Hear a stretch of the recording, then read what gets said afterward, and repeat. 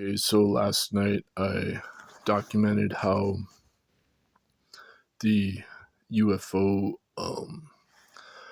wave, the flap of 1952, was actually covered up by the CIA based on the wingless Delta aircraft that was brought over from Germany. And this eventually was developed into the TR-3B that I personally saw in 1997. And so Basil J. Hiley was wondering why Bryce DeWitt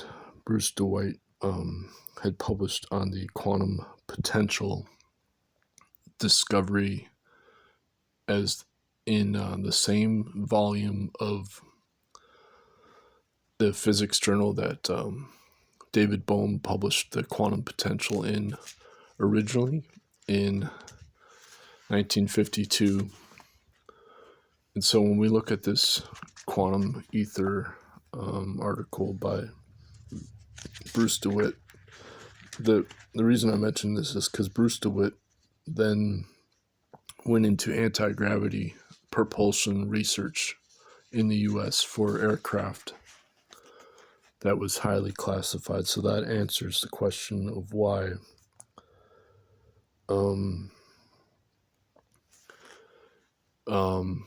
Basil J. Hiley was wondering why Bryce DeWitt never followed up on this quantum potential discovery that's anti-gravity. So when we look at this article by Bryce DeWitt, he's talking about negative frequencies, which is exactly the secret of the non-commutative quantum potential. And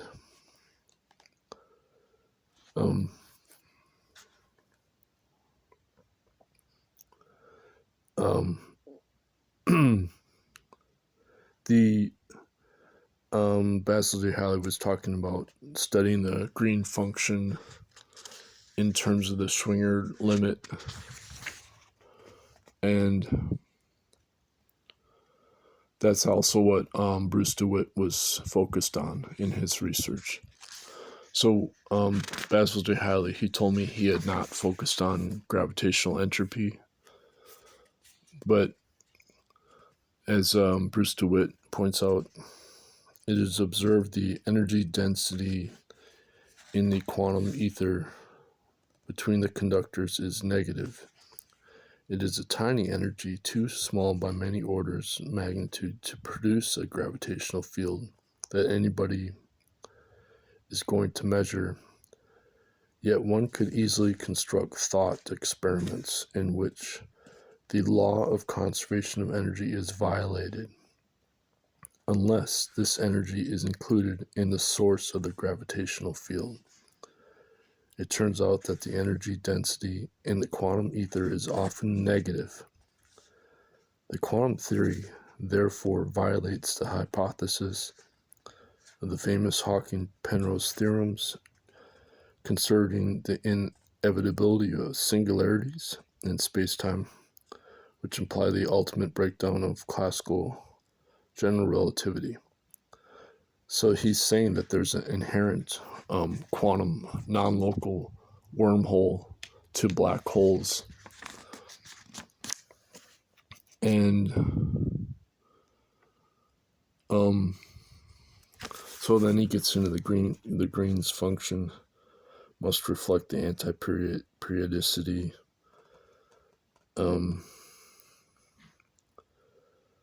So in other words, how do you convert this negative quantum potential energy back into the positive density? And he says that it's tied into the quantum tunneling work by Gerard de Hooft, and the topology of space-time. And so then he's getting into the Casimir force and the curvature of time itself as a topology of the quantum ether.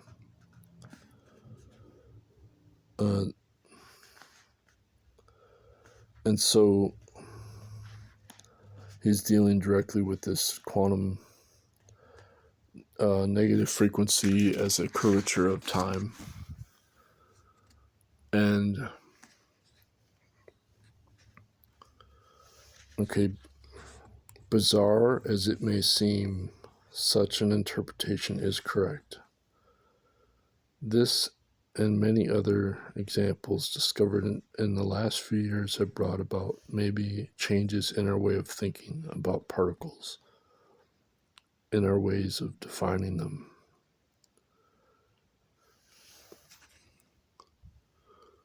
So,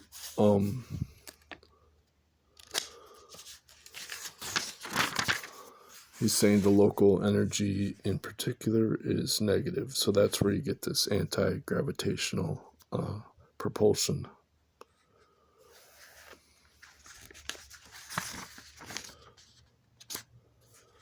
And so when you apply this to black hole analysis,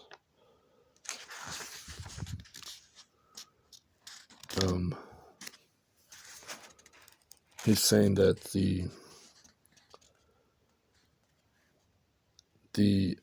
because of the discovery of Hawking and Bekenstein about the entropy of black holes proportional to the area, it establishes that this proportionality constant between entropy and area, but also shows in a most striking way that general relativity must be wedded to the quantum theory if consistency is to be assured. So this is what Basil J. Haley was also pointing out about the general relativity being inherent to the non-commutativity as this curvature of time with negative frequency.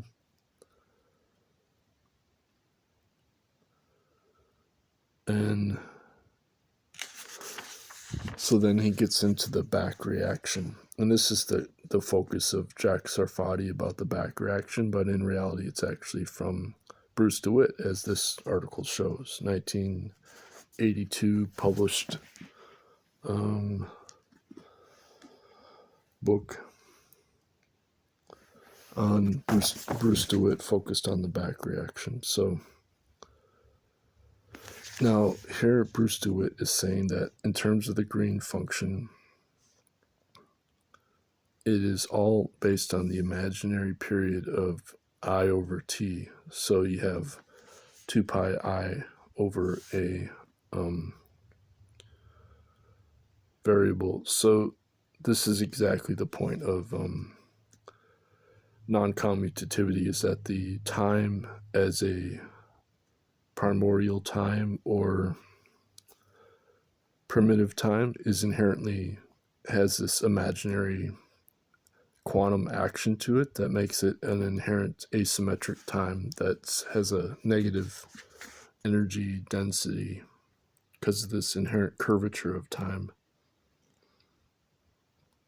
with a negative frequency.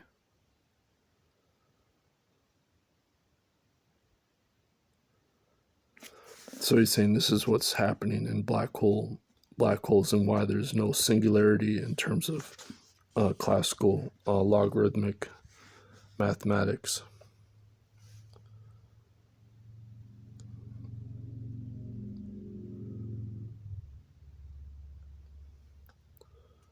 It stabilizes by some yet unknown quantum effect. So this is also the point of Professor Sean Majdi, who's explained that the negative energy density would be like an anti-gravitational propulsion that would stabilize the black hole as a non-local wormhole. And that's also what Gerard de Hooft is describing as what he calls the eternal black hole, as the truth of the universe.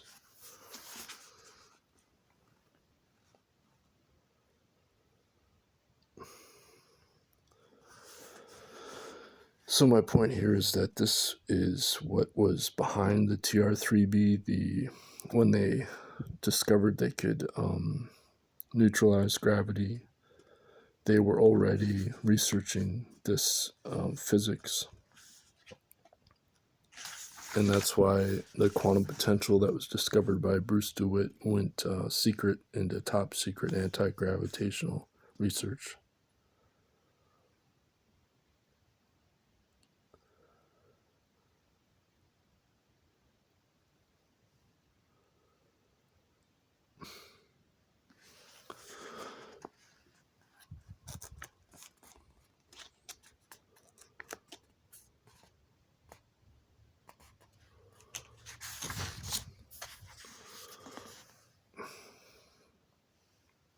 So that's pretty much all I wanted to say, but Basil J. Hiley, he's critiquing this whole renormalization framework because he's saying that the non-commutativity enables this negative frequency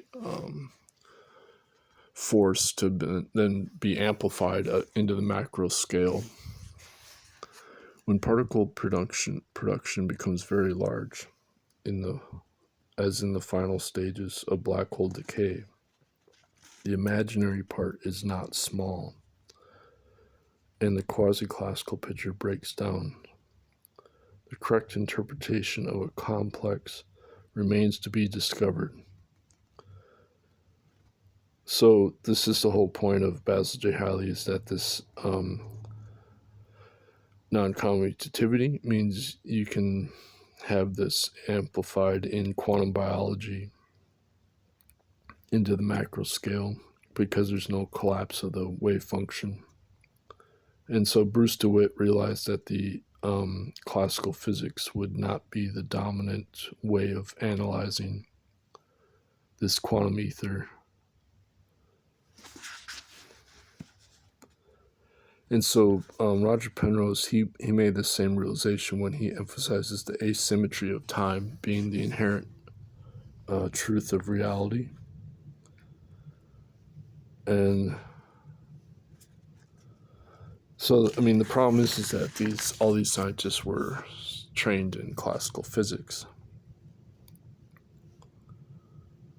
But, so here you have purely negative frequency when X lies to the past.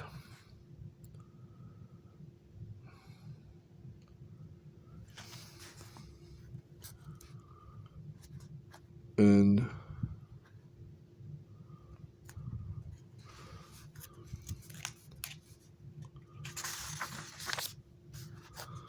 okay, so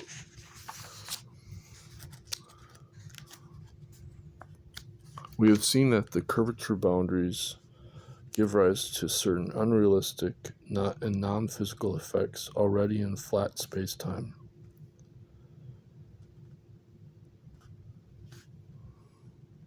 So this is the whole topology problem that non-commutativity addresses.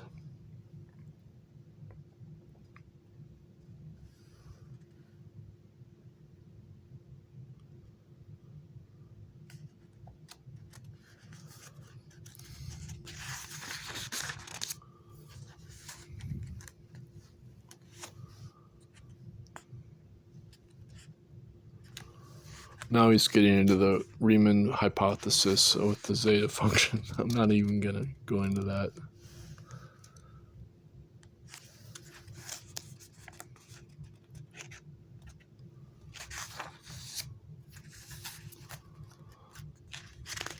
So, of course, Alain Kahn is focused on non-commutativity being the secret of the Riemann hypothesis.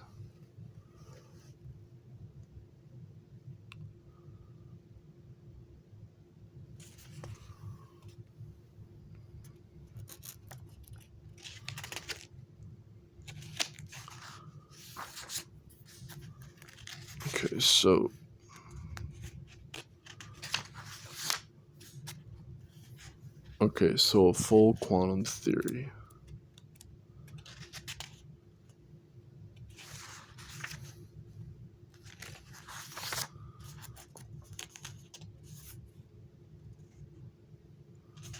Yeah.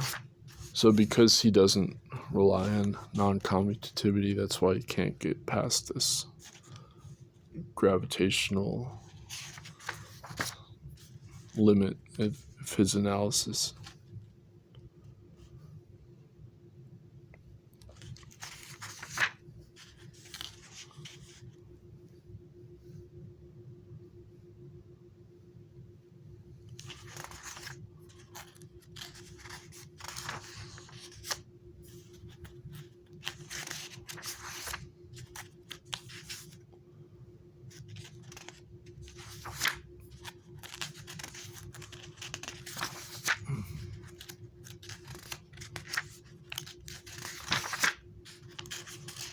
See, this is what Takahashi gets into. This is what Alan Kahn relies on also.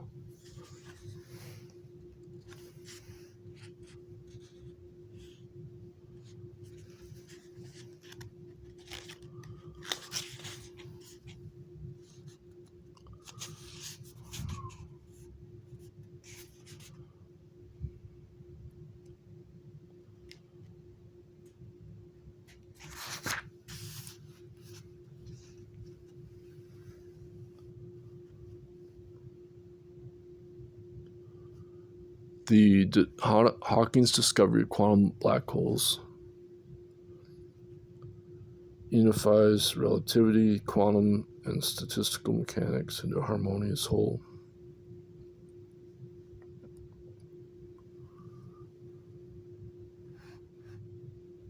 Well, not quite. Most of the effects discussed, the Casimir effect, are exceedingly small and become dominant only in conditions so extreme as to stagger the mind.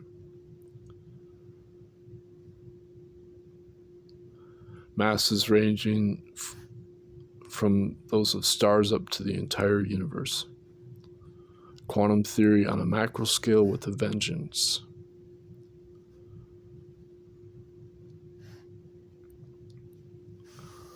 Okay, so,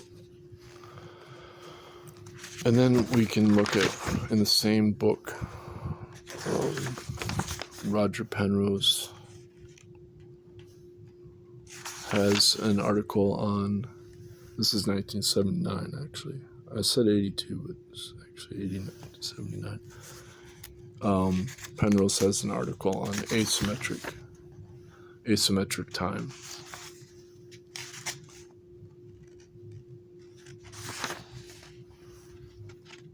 Time asymmetry. So I already did a video on that, so I'm not gonna get into it. But that's the secret of non-commutativity. But Penrose doesn't.